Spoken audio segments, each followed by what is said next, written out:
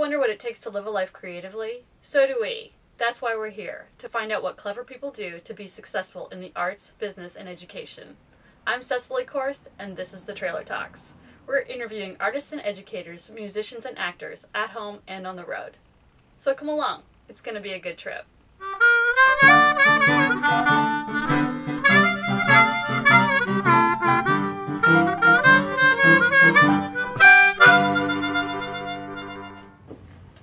Hey, welcome to the trailer. Come on in. Today, we continue the discussion with Jeff Lin, musician and entrepreneur.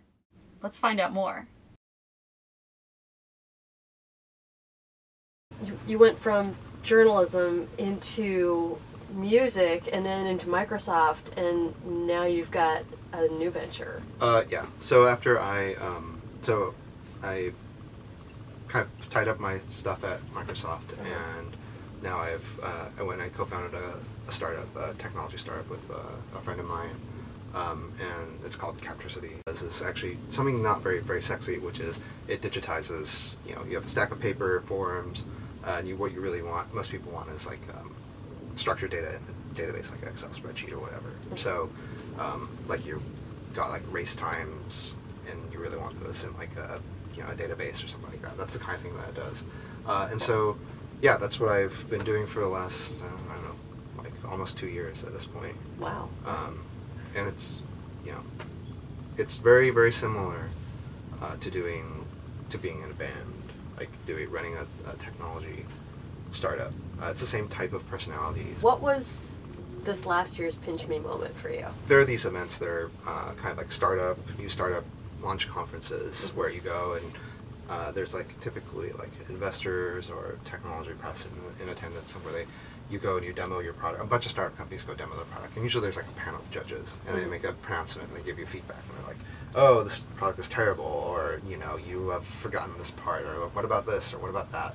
And so we actually pitched at this, we presented at this thing called Launch Conference in March, and we've been working on this for like a long time, and we kind of we had no idea what to expect, because it was one of our advisors said you should go participate, and it happened to be around when we were wanting to launch the public beta, and we presented, and we got near universal really positive feedback from everybody, and then suddenly we won the best technology prize, and we got most of the people that are judging panel came in as investors in the company later, and it was Wow. It was really it was weird, because it was like when we were sitting in the audience and the judges were talking about which was companies that like best, they were always like, oh yeah, and Captricity this, and we were always the more they said it, the more it just became somewhat surreal in a way, but it was cool. It was cool. What is success for you? As long as I guess I keep learning and understanding things, I think that's success. Everything's kind of similar. You're making music, writing a novel, you're starting a company, you're doing computer programming, you're building a company, all these things, you're being a chef. They're all interrelated. And the older I get and the more I do this stuff, it's just it's all the same. It's remarkable how similar all the principles are. So do you see that as a thread that has run through your career? Looking backwards, it certainly seems like it. And maybe that's kind of what the narrative, if I have to write one, is that I just kind of go from weirdly unrelated things, but try and find what's very similar about them. I'm as curious as anybody to know what happens in the next 5 years of my life. 5 years ago, I would have never have imagined that I have a new perspective on what it means to work really hard on something, and it's all I have a much more long-term view of things now. So what is the one thing that you think that other people living a creative life should know? You can't know in advance, so don't try to plan it out. And then the only way to get things ever get done is the formula for you. Put your butt in the chair and do it. That's the only thing ever. There is no thing that I am aware of where you can shortcut any part of it. Like the brain doesn't work that way, and it's never worked that way. And even the people like point at like quote unquote geniuses, if you actually look at them, like there's usually like huge swaths of time where they've been working at it. It's just like no one's paying attention in a way. Like it's comforting to know there's, like, oh, well, it's Mozart or whatever, and I'm never going to be like Mozart because, I'm not that. And that's a cop-out. Like, it's a way of letting yourself off the hook to be like, well, I just wasn't meant for that, so nothing I can do. It's totally false. Like, you can pick up whatever you want to do, right? Like, if you really like it and, like, really want to do something, like, you can figure it out. The thing is, like, you just have to put the hours in. The bigger indicator is how much time have you actually worked on it. And that means, like, if you're going to be a musician, that you're writing music, that you're not, like, shopping for gear. If you're, a writer, you're sitting down writing, or at least sitting down with the intent to write. Like that's the most important thing. It's the hard work.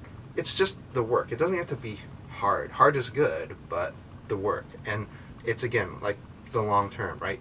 Work over time. And there's a reason for that, because your brain has to rewire itself, right? And you can't really speed it up. And then at the same time, as it's rewiring yourself, you're also learning better how to evaluate it if you're paying attention. I can't wait to see what you do next. It's going to be really exciting to watch you. I will see. One of the things I will say, though, is that there are a lot of principles, like things in the creative arena that are really, really valuable, like for like making new things or understanding how to like create something that wasn't there before.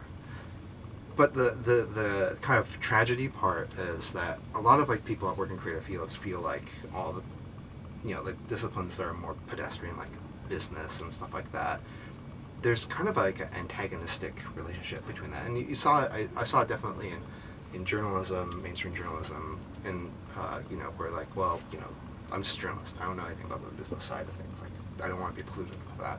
And then the same thing with like musicians, where like, well, that's label stuff, and it's like a cultural thing. Like it just like it's not cool to be super commercial, and I totally get that.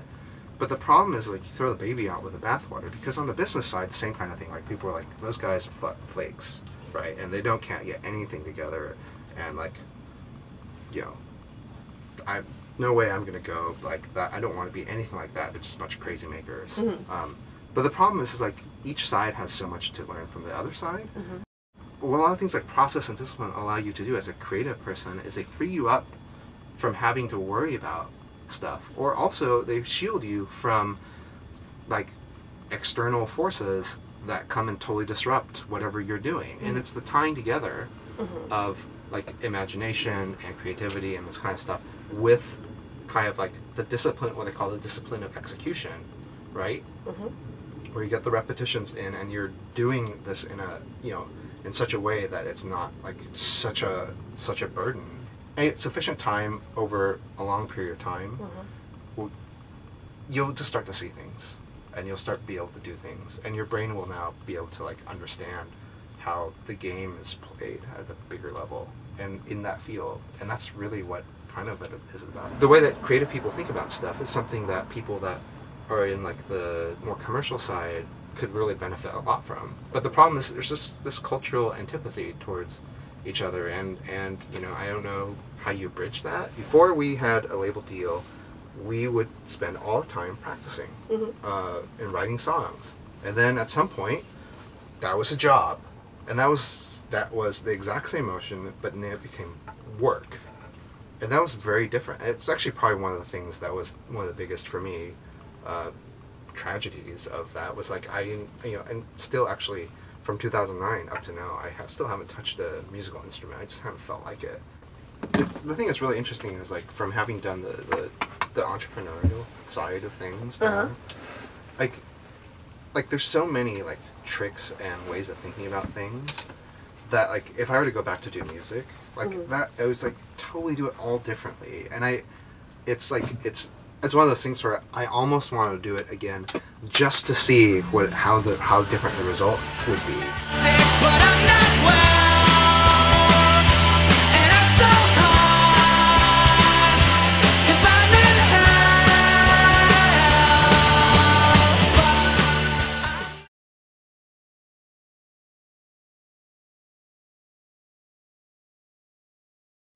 Check out those sites and join us next time when the trailer talks. And check out our website at www.thetrailertalks.com. I'm Cecily Korst. Join us for the next road trip.